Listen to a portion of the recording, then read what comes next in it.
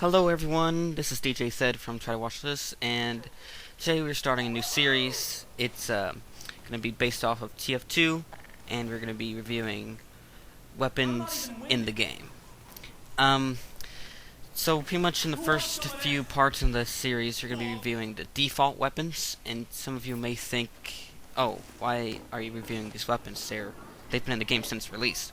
Well, that's true, but since the game went free to play about 7 or 8 months ago, a lot of free to play noobs are technically, well, I guess they'll still like to be informed. I'm pretty sure you would too.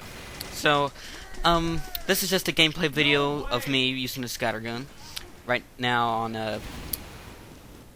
Granary. No, it's not. Well, I think it's Granary. I can't remember. This is the one map I can't remember the name of, but I do pretty good in this though. Later on in this gameplay, but the scattergun is a shotgun for the scout. It's a primary weapon, and it's actually, I think it's slightly more powerful than the default shotgun. I'm not positive, but it sure seems like it. But it actually seems kind of overpowered in some way when you go up, get a good meat shot on someone. It's yeah, wow, I ran out of things to say, but here's a good example of using the scattergun. And the next weapon for the scout is the pistol, of course.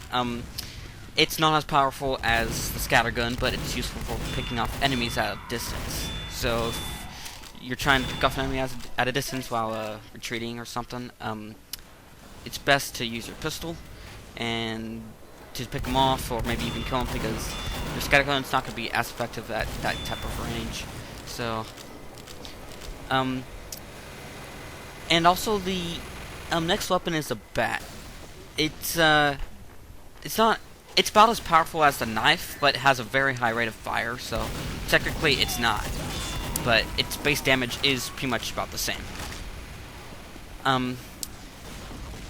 The scattergun is very, very useful. A lot of people kind of underestimate it in some way.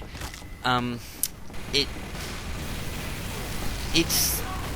can kill most classes in 2 to 3 hits, technically. That is if they're not overhealed. It's kind of hard to say, but it's just a really powerful weapon for the scout, and it's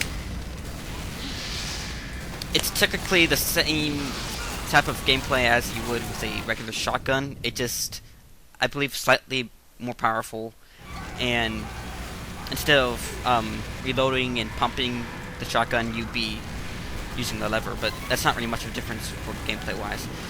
But yeah, the pistol is actually also in a way underestimated, because it's very useful for picking off enemies at a long range, and once in a while, if you get a lucky crit, it's quite devastating. You can get up to like 40 damage with one bullet. It's quite devastating. But the bat is actually, I rarely find myself actually using the bat, the default bat anyway. Since it has a base damage of 35, yeah, 35. It just doesn't feel like it's useful. It's more useful to actually use your scattergun instead, because it's a lot more reliable than a bat. The only time I'd actually be using a bat in this very rare case is when I run out of ammo. It's very rare, because I usually find some ammo, a dispenser, or a payload cart that I was just standing on. So, which refills your ammo, of course, but it's extremely rare. In fact, I don't think I've ever had that happen, running out of ammo on every single one of my weapons. It's very rare. But yeah. Well, you can just watch the gameplay here. This is Payload Race High Tower. It's quite a fun map, but a lot of people tend not to play the objective sometimes. because of the fact that it's, you know, I can't really explain, but you're not here to talk about the map anyway. But yeah, later in this video though is I get one bat kill and that's it. I never got more than one this entire time of recording, which actually was recorded using Source Recorder.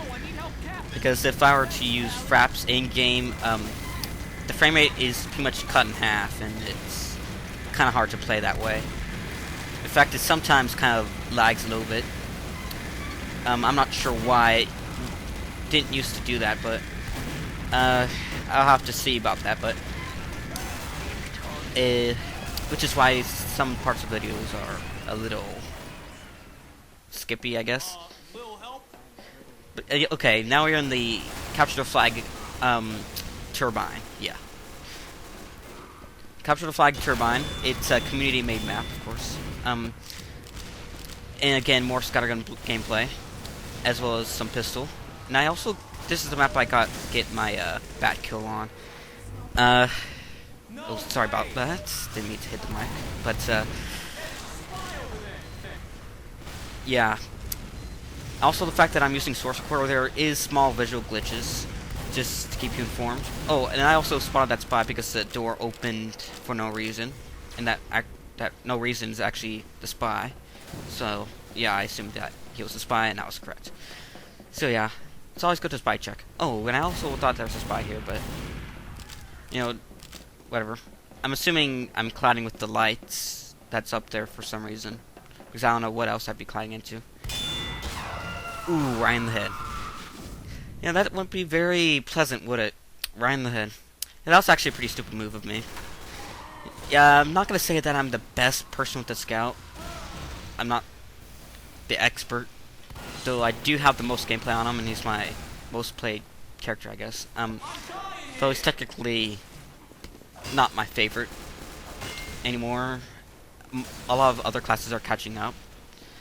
Yeah.